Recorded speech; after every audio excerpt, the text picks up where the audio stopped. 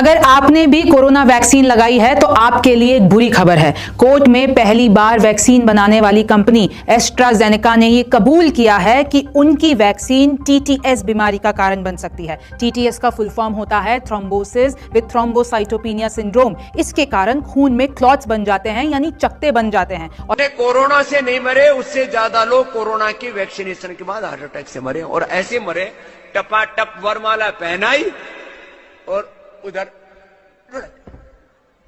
ये हुआ है। वरमाला पहनाते वही मर गए, जबकि सारे कोई बीमारी नहीं थी, ना हार्ट में ब्लॉकेज थी ना और कुछ था। नमस्कार, मैं हूं राजमराव सामाजिक गायना में आपका स्वागत है।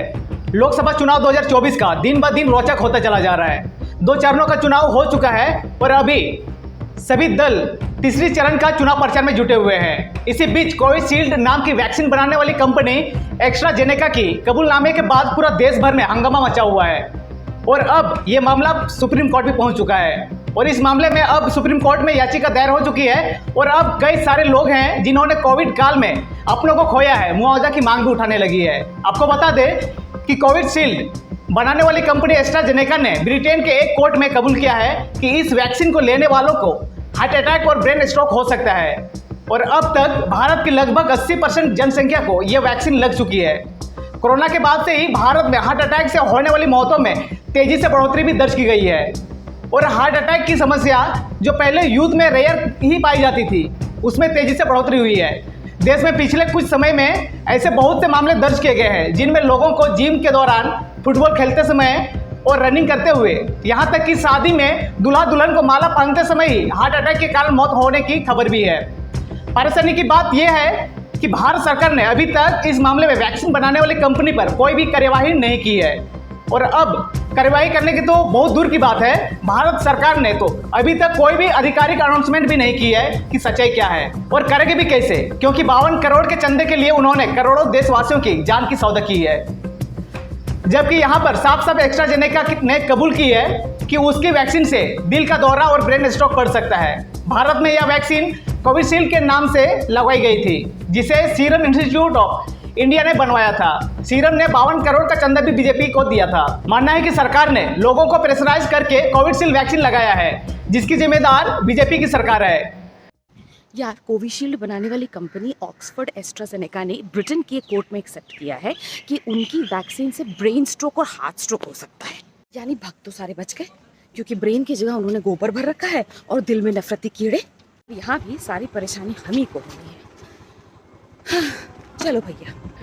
कोरोना वैक्सीन के नाम पर देश के करोड़ों देशवासियों को धीमा जहर दिया गया है। लोगों की जान के साथ खिलवाड़ कर बीजेपी ने चुप्पी क्यों साधी हुई है, अब होगी उच्च स्तरीय जांच। जी हाँ, अब यह मामला पहुंच चुका है सुप्रीम कोर्ट और इस मामले में अब सुप्रीम कोर्ट में याचिका दायर हो चुकी है, जिसे लेकर अब बीजेपी में सन्नाटा का माहौल पसरा हुआ है। आपको बता दें कि इस देश में मूलतः 2 कोरोना वैक्सीन लगाई गई थी, जिनमें एक थी कोवैक्सीन और दूसरी थी कोविशील्ड।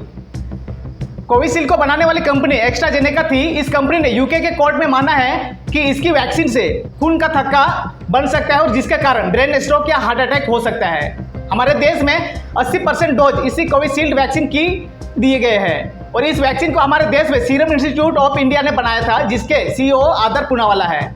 लेकिन अब यह सवाल उठता है कि नई दवा बनाने में कितना समय लगता है। सभी चिकित्सा क्षेत्रों के विश्लेषण से संकेत मिलता है कि कई नई दवा के विकास में लक्षण की पहचान से लेकर विपणन के लिए अनुमोदन तक 12 साल से अधिक और अक्सर बहुत अधिक समय लगता है। संभावित नई दवाओं पर परीक्षण पहले प्रयोगशाला में और फिर मानव स्वयं सेवकों में किया जाता है, जिसे नैदानिक परीक्षण कहा जाता है। ये परीक्षण यह समझने में मदद करते हैं कि दवाएं कैसे काम करती है और उनके लाभों और दुष्प्रभावों का मूल्यांकन करती है। आपको यह भी मालूम होगा कि जो लोग वैक्सीन का सर्टिफिकेट नहीं दिखाते थे, उन्हें नौकरी, ट्रेन, प्लेन और भी कई जगहों पर परमिशन नहीं दी जाती थी। यह आदेश किसने निकाला था कि वैक्सीन नहीं लगाना प्रोटोकॉल का उल्लंघन करना है, उसके खिलाफ कार्रवाई की जाएगी। लेकिन इसको लेकर भी अब तो सरकार भी, यहाँ तक कि कोर्ट भी मानने से इनकार कर दिया है कि सरकार ने लोगों को प्रेशराइज करके कोविशील्ड वैक्सीन नहीं लगाया है और जिसकी जिम्मेदारी बीजेपी सरकार नहीं है। लेकिन सवाल यहाँ पर कई तरह के उठ रहे हैं। सवाल नंबर 1 कि कोई भी मेडिसिन आखिर कैसे बनती है। सवाल नंबर 2 है कि कितने रिसर्च और जिनके लिए जो दवाई बना जा रही है उन पर सभी जरूरी प्रयोग होते हैं। सवाल नंबर 3 है कि कितने समय बाद कोई भी दवाई मार्केट में, हॉस्पिटल में लोगों के लिए आखिर कब उपलब्ध हो पाती है। सवाल नंबर 4 है कि पूनावाला ने ये जादू कैसे किया, जरा बताइए।